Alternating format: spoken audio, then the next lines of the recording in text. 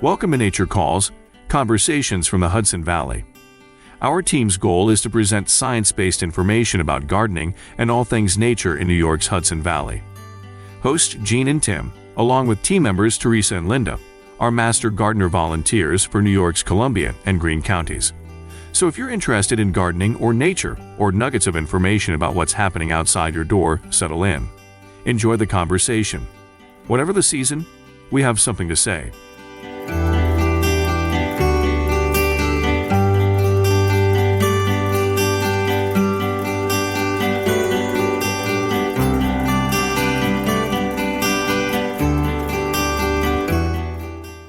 Hi, I'm Tim Kennelty. And I'm Jean Thomas. And welcome to Nature Calls, Conversations from the Hudson Valley. Got a great show today, don't we, Jean? Start out with food. That always amuses me. Food is a good place to start. Yeah, Annie talks in Patch to Plate about roasting peppers and tomatoes and doing other things with Tunisian tomato and pepper stew. You know, roasting always makes everything taste better. Oh, it does indeed. Yummy. And then you do some stuff with your good plant, bad stuff. plant. Yeah, good plant, bad plant. Yeah. What's the good one? The good one is a really good one. It's asters, and asters are great pollinator plants. They're also great host plants, so it's really good.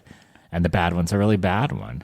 Tree of Heaven? Ailanthus. Why do they call it that? It should be wrong. Tree of you-know-what else. Yeah. Yeah, because it's also really invasive, but it's also the host for spotted lanternfly, those evil insects. Different stuff, different stages, right? Exactly. Then Annie talks to us about the Grateful Shed. It's a new feature, right? It's a new feature. She's going to talk about all kinds of garden tools. I love that. And she starts out with forks. Why not start with forks? A good garden fork is really hard to come by. And wait till you find out how many kinds there are. There are many garden forks, but you want a garden fork. Yes, you need at least one. I have several. It's a lot of things to talk about, from tomatoes to garden forks to spotted lanternflies. Pretty good. It's going to be fun.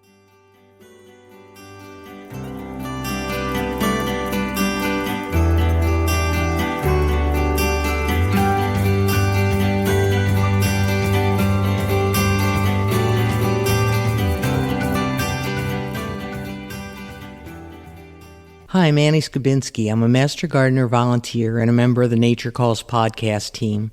In today's Patch to Plate episode, I'm going to talk about eating peppers and tomatoes. If you haven't heard Teresa Golden's talk about growing tomatoes, you can get up to speed with a link in our show notes to that segment. You'll also probably want to listen to Jean's and Tim's wonderful interview with Miriam Rubin. She's the author of a book titled Tomatoes.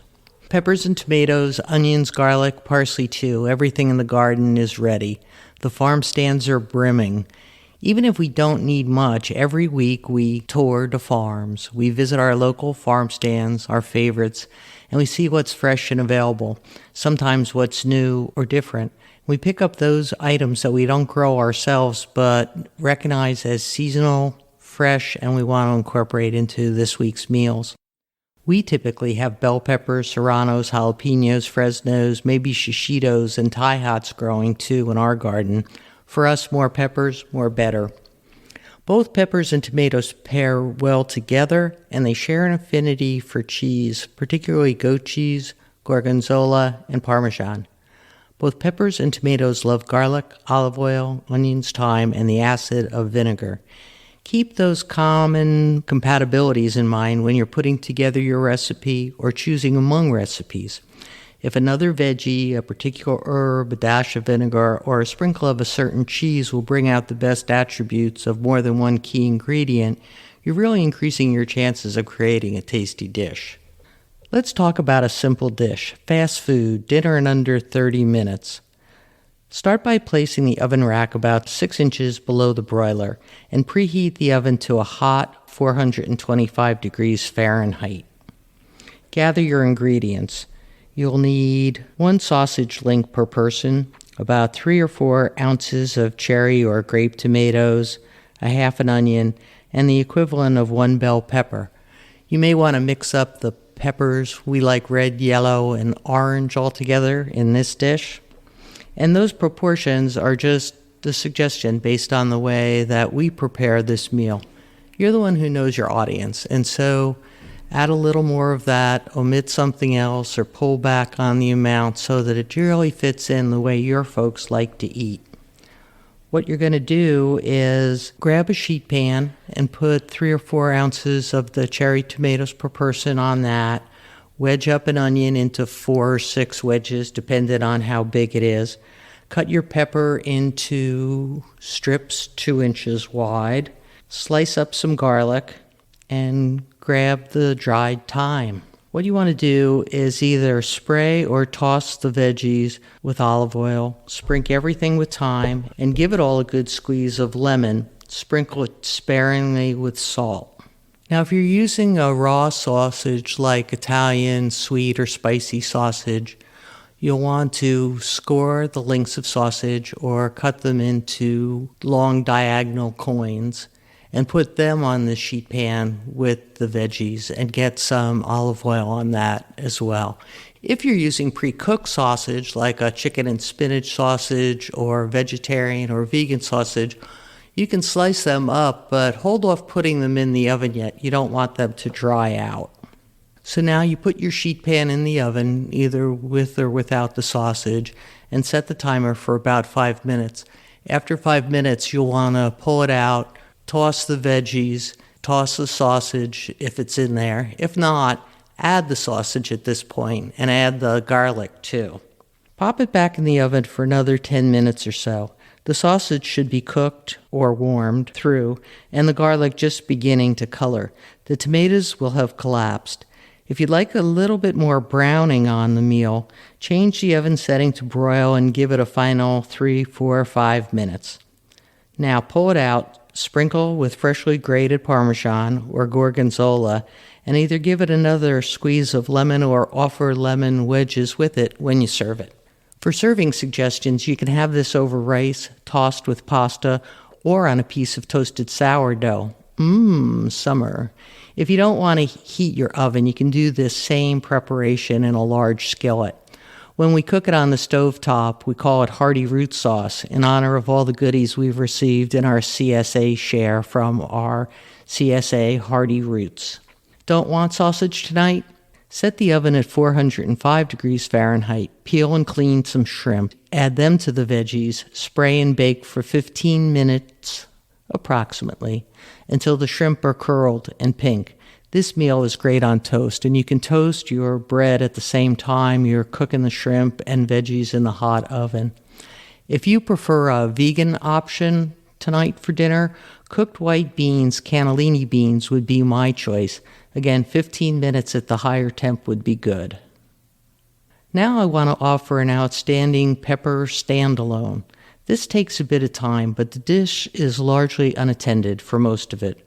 For 2, I like a red bell pepper for its sweetness in this dish.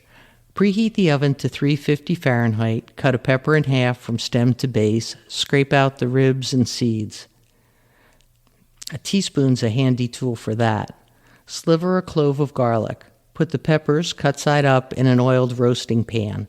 Divide the slivers of garlic into the peppers, season with salt and pepper, and spray with olive oil or dribble olive oil lightly onto the garlic. Roast that for 40 minutes. 10 minutes before the 40's up, heat a frying pan, spray with oil, and pan-sear some scallops, or sauté some shelled and cleaned shrimp. Remove the peppers from the oven, dollop with pesto, and top with the seafood. White beans, like giant lima beans, would be a great vegetarian substitute for that meal. For a standalone tomato, preheat the broiler with the rack 6 inches from the heat source. Cut a ripe but still firm tomato in half across the equator. Rub it or spray it with olive oil. Sprinkle with Parmesan or some other melty cheese of choice. Dust with herbs and broil it. It'll be a quick 3 to 5 minutes until the cheese is melted and browning. Drizzle with balsamic vinegar. This is a favorite summer side in our house. I haven't included any recipes for the dishes I've described. They're simple preparations with lots of flexibility. In the show notes, I did include a recipe for another favorite, Tunisian tomato and pepper stew. Our Master Gardener's Cookbook has a garden salsa recipe highlighting peppers and tomatoes, and that can be served as an appetizer with chips or as an accompaniment for chicken or fish. Call the office if you'd like a copy of the cookbook. For other recipes, please go to the nutrition page on our Cornell website. Enjoy. That's it for this edition of From Patch to Plate. I'm Annie Scibienski.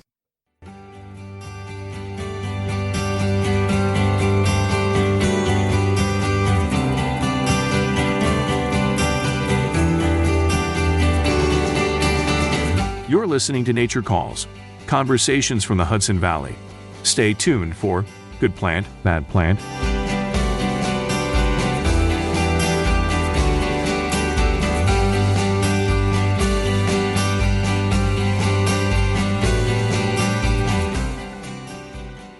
Welcome to Good Plant, Bad Plant, where we focus on 2 plants per episode, one that's ecologically valuable and one that's at the other end of the spectrum. That is, it's invasive or a noxious weed. Thus, Good Plant, Bad Plant. I'm your host, Tim Kennelty. In this episode, we're going to talk about 2 A plants, one good plant and one bad. The good plant is the beautiful and beneficial late-blooming aster, and the bad one is one that some people think is beautiful, but it's really a nasty character, tree of heaven. Or if we're talking Latin, its A name is Ailanthus altissima. So let's start with the good plant, the genus Aster. I must confess that what we think of as our native asters, like the commonly called New England or New York fall-blooming asters, are no longer in the botanical world referred to as, well, asters. You may not know this, but every 5 years the International Botanical Congress meets to update naming nomenclature for plants. Well, a few years ago, they decided that Eurasian and American asters were different enough to be classified with different genuses. Thus, the roughly 180 American or New World asters were forced to find new names under different genera. I tell you this only because if you go to the nursery looking for asters, you're most likely going to be looking under the Latin name Symphyotrichum. Don't despair, most nurseries still refer to these beautiful plants as asters, and for simplicity's sake, so am I. Okay, enough about naming. Why am I talking about asters? Because they are such great garden plants. If you want vibrant color in shades of purple and pink and even white, and you want to support pollinators, you really should think about adding asters to your garden. Both New England and New York asters are native to the Northeast and thrive in a wide range of growing conditions. In general, they prefer full sun and well-drained soil and are relatively easy to grow.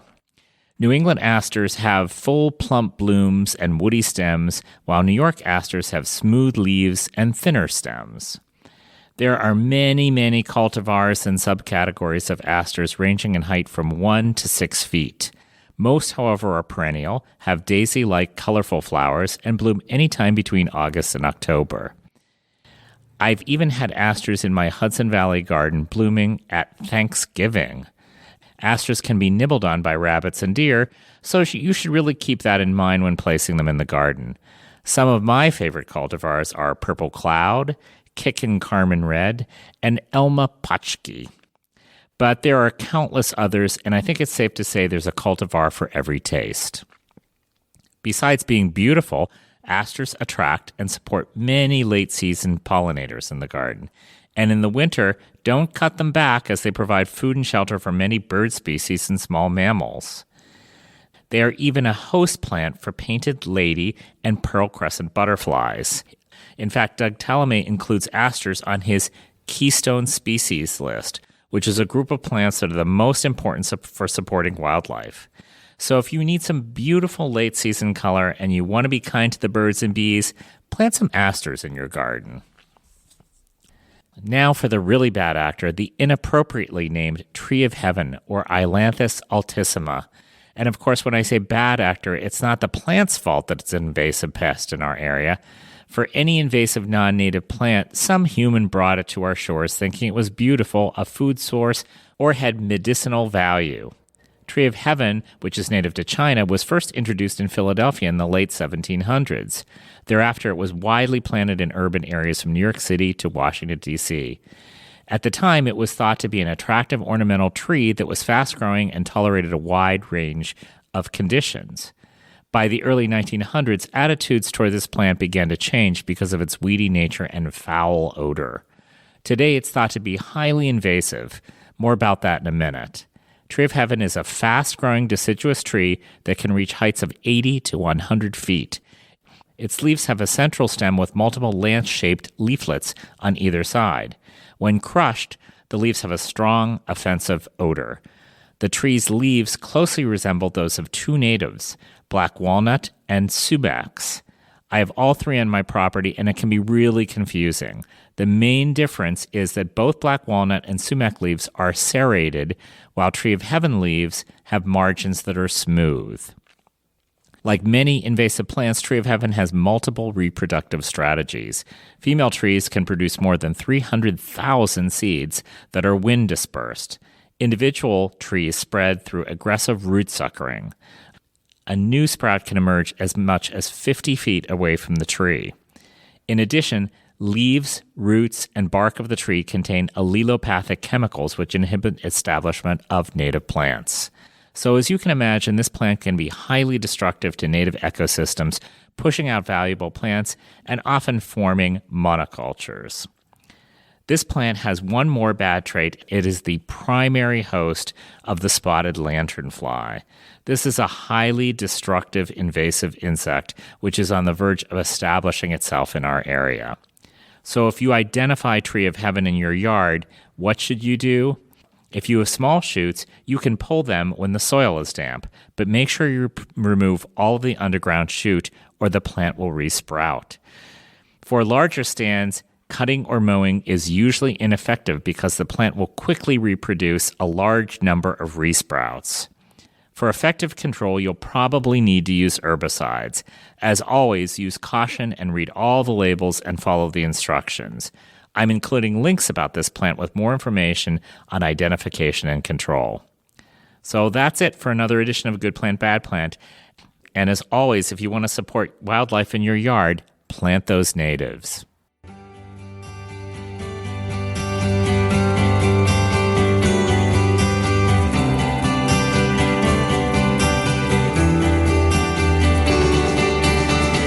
You're listening to Nature Calls, conversations from the Hudson Valley.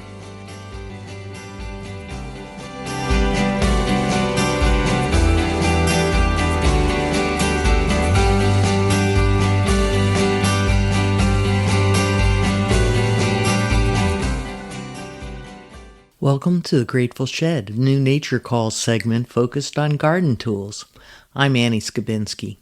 Before we focus on specific garden tools, I want to share a couple of thoughts on the wood used for tool handles.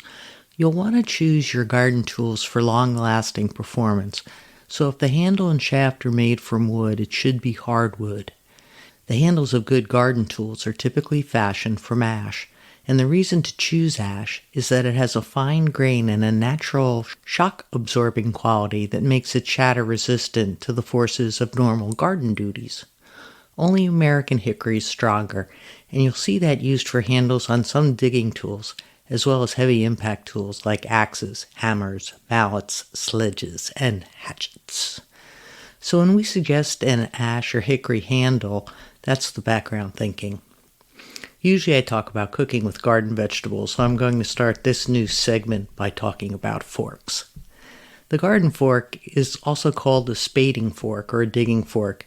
It has a handle and a square-shouldered head with typically 4 short, tapered, and sturdy tines.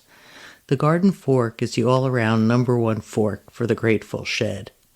It's used for loosening, lifting, and turning over soil. It's effective in digging into hard, packed earth, since all of the pressure driven through the tool is focused on the 4 thin, chisel-pointed tines. You'll want a garden fork if you need to break up hard, packed soil. You place the tines against the soil, and with 1 foot, press or stand on the shoulder of the fork to drive it down as far into the ground as possible. Then you pull back on the handle toward you to pry out the soil. This breaks or loosens the soil. You repeat these steps until the soil is loose and crumbly. Another way to use a garden fork is to mix compost or other organic matter into your soil, making sure that it's evenly distributed. This will help improve soil fertility and provide natural nutrients for your plants. You'll be happy to have the tool on hand when you're harvesting root vegetables. Quick side note, I've put a link to the show notes to Teresa's Veggie Patch episode on root vegetables. You can hear about growing root vegetables there. In addition to using the tool as a cultivator and harvester, you'll use it to aerate your garden soil. To use it for aerating soil, insert the tines into the soil and gently rock the fork back and forth to create holes. Repeat this process every few inches until the entire area has been aerated. Be careful, though, not to damage any plant roots while you're doing this aerating motion. Putting your garden fork to use in this way increases nutrient and water absorption and encourages earthworm activity, all of which improve your soil structure, which of course gives the roots of your plants a better chance to thrive. You'll use the fork, too, for turning your compost pile and for mixing in other materials. Choose a garden fork made of forged steel that comes halfway up the length of the fork and is riveted to an ash or hickory handle. A tool like this won't bend under heavy use. That makes it a long-lasting investment. On to other forks you may want in your grateful shed. A pitchfork, or hay fork, is used to pitch loose material such as hay, straw, manure, or leaves. It has a long handle and usually 2 to 5 thin tines designed to effectively move agricultural materials. The pitchfork has a couple of slight advantages over the garden fork. It'll be up to you to decide if your adventures warrant another tool. A standard 4-tine pitchfork is the best choice for breaking up and turning compost. The 4 curved tines make it easy to lightly pull apart clumps of compost without disturbing the soil beneath. This type of pitchfork is also great for aerating the soil around plants in a raised bed or garden since it can reach deeper into the soil than a garden fork. Use a broad fork, which is a shallow cultivation tool, to prepare your garden beds. When you cultivate shallowly, no deeper than 2 inches, you can kill off weed sprouts without bringing up weed seeds, which may be buried more deeply in the soil. Sometimes a broad fork is called a U-fork. It has 2 long vertical handles, one at each end of a crossbar that sports 5 or 6 tines. To use the tool, you hold each handle in one hand, place the tines where you want to start cultivating, use your foot on the crossbar to press the tines into the soil, and then pull back on the handles. This lifts the soil without turning it over. It's a good tool for shallow cultivation. A hand fork, as the name suggests, is great for breaking up soil and cultivating in smaller areas. There are, of course, many more forks in grateful sheds across our region. You may hear of digging forks, bedding forks, manure forks, and drags. I'll include a link to a comprehensive book on tools in the show notes. Look for Smith & Hawken, The Tool Book for the Well-Tended Garden by William Bryant Logan. A copy is available in my library. I'm a member of the Mid-Hudson Library System. That's it for this episode of The Grateful Shed. I'm Annie Scibienski.